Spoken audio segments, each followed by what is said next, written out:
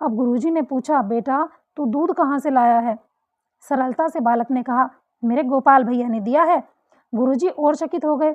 उन्होंने पूछा, गोपाल भाई कौन? तुम्हारे तो कोई भाई है ही नहीं।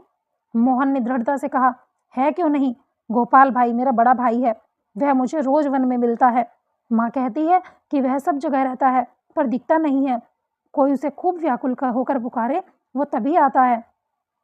उसे जो कुछ मांगा जाए वो तुरंत दे देता है। अब गुरुजी को कुछ समझना ही नहीं था। मोहन को उन्होंने हृदय से लगा लिया। स्वाद में उस दूध से खीर बनी और ब्राह्मण उसका स्वाद वर्णन करते हुए तृप्त नहीं होते थे। गोपाल भाई के दूध का स्वाद स्वर्ग के अमृत में भी नहीं था, तब संसार के किसी पदार्थ में भला कहाँ से होगा। उस दूध का बना शादान पाकर गुरुजी के पितृ तृप्त ही नहीं हुए, माया के दुस्तर वो भवसागर से पार भी हो गए। श्राद्ध समाप्त हुआ। संध्या को सब लोग चले गए। मोहन को गुरुजी ने रोक लिया था। अब उन्होंने कहा, बेटा मैं तेरे साथ चलता हूँ, तो मुझे अपने भाई गोपाल के दर्शन कराएगा ना? मोहन ने कहा, चलिए, मेरा गोपाल भाई तो पुकारते ही आ जाता है। वन में पहुंचकर उसने पुकारा।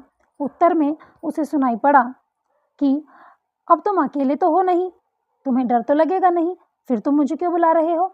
मोहन ने कहा, मेरे गुरुजी तुम्हें देखना चाहते हैं, तुम जल्दी आ जाओ। गोपाल भाई आ तो गए झटपट, पर आए वो केवल मोहन के लिए। अब मोहन ने गुरुजी से कहा, आपने देखा मेरा गोपाल भाई कितना सुंदर है? गुरुजी कहने लगे, मुझे तो कोई दिखाई ही नहीं दे रहा,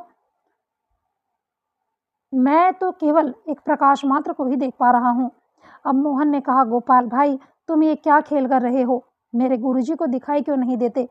उत्तर मिला, तुम्हारी बात दूसरी है, तुम्हारा अंतःकरण शुद्ध है, तुम में सरल विश्वास है, अतः मैं तुम्हारे पास आ जाता हूँ। तुम्हारे गुरुदेव को जो प्रकाश दिख गया उनके लिए वही बहुत है, उनका इतने से ही कल्याण हो जाएगा। उस अमृत भरे स्वर को सुनकर गुरुदेव का हृदय गदगद हो गया। उनको अपने हृदय में भगवान के दर्शन हुए। भगवान की उन्होंने स्तुति की। कुछ देर में जब भगवान अंतर्ध्यान हो गए तब मोहन को साथ लेकर वे उसके घर गए और वहां पहुंचकर उनके नेत्र भी धन्य हो गए।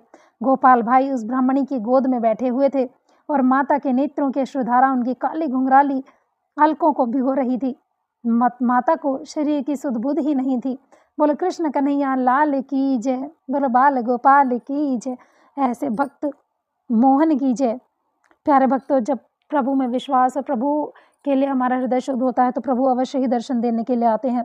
ऐसा ही अंतःकरण था बालक मोहन का और फलस्वरूप हमारे गोपाल भगवान उसके दर्शन करने के लिए, उसका मार्गदर्शन करने के लिए, उसका साथ देने के लिए गोपाल के समक्ष प्रकट हुए। तो कैसे